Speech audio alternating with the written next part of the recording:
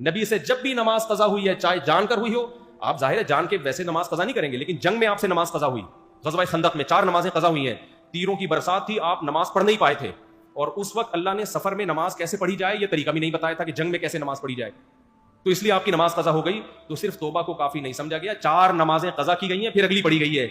इसी वजह से इमाम अबू हनीफा कहते हैं जब आपसे जान के नमाज कजा हो गई तो ना सिर्फ ये कि कजा पढ़ना जरूरी है, बल्कि अगली होगी नहीं जब तक पिछली कजा पढ़ोगे नहीं आप। हाँ, जब नमाजें बहुत ज्यादा हो जाएं तो फिर तरतीब साकित हो जाती है।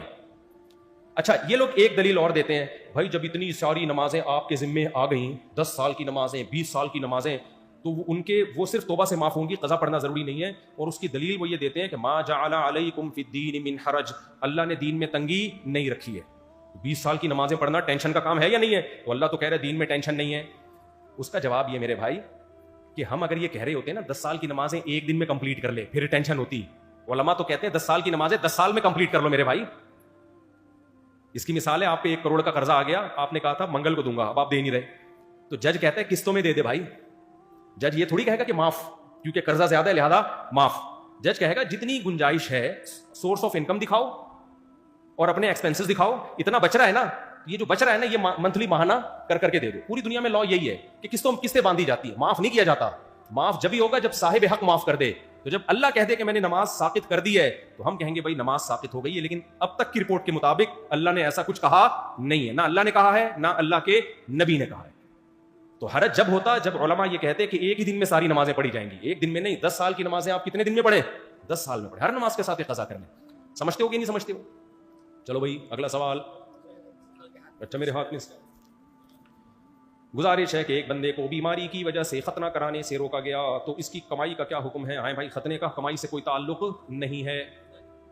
एक आदमी ने खतने की, एक करीबी दोस्त को दावत में नहीं बुला सका।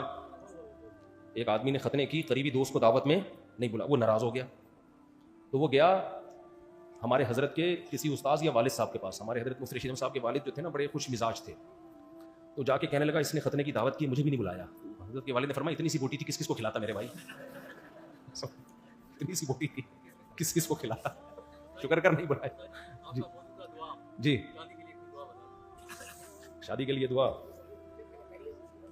अच्छा मेरे भाई, जिसके जिम्मे कज़ा नमाजें हों और रुकावट ना कर सकता हो कितने दिन में, तो कितने दिन अदा करे? भाई रोजाना एक दिन की कम से कम नमाज कज़ा करे, फजर के साथ फजर पढ़ ले, ज़ोहर के साथ ज़ोहर पढ़ ले। इस तरह से क्या जनाजे के बाद शामिल होने वाले अफराद को खाना खिलाना लाजिम है, बिरयानी वगैरह? देखो, एक तो मैयत के नाम पे खाना होता है, वो तो ठीक नहीं है, लेकिन बाज़ दफ़ा ये होता है कि रिश्तेदार दूर से आते हैं, तो भूख का टाइम होता है, वो जनाजा दफना के आते हैं, उनका पेट कमर से चिपका हुआ होता है, तो उनको खाना खिलाने में कोई हरज नहीं है। अगर उनको भी नहीं खिलाएंगे तो 2-4 जनाजे और लेटे हुए होंगे, क्योंकि हम खुद भुगते हुए हैं। हमारे एक रिलेटिव का इंतकाल हुआ, हम गए कराची से मलीर लांढी, वो भूख से हालत ख़राब हुई हुई थी, दफना के आए हैं तो भाई खुद लगने लगा कि अब अगला नंबर किसका है? हमारा है। तो किसी पड़ोसी ने खाना लगा दिया, हमने कहा उसको इतनी दुआएं दी कि अल्लाह तेरा भला करे। तो ऐसी ज़रूरत में अगर कोई खाना खिला रहा है तो मैयत के अहले खाना ना खिलाएं, क्योंकि हदीस में खुद इनको खिलाओ, ये गम में है। लेकिन अड़ोस पड़ोस को चाहिए कि जो मेहमान आए हुए हैं दूर से और खाने का टाइम भी हो चुका है, बाज़ दफ़ा टाइम ही नहीं होता खाने का, फिर ज़रूरत नहीं है, खाने का टाइम भी है, दूर से आए हुए हैं तो उनको भूख लग रही है, तो उनको खिलाने में कोई हरज नहीं है। तो वो वाला खाना नहीं कहलाएगा जिसको मैयत का खाना कहते हैं, तो ज़रूरत की वजह से।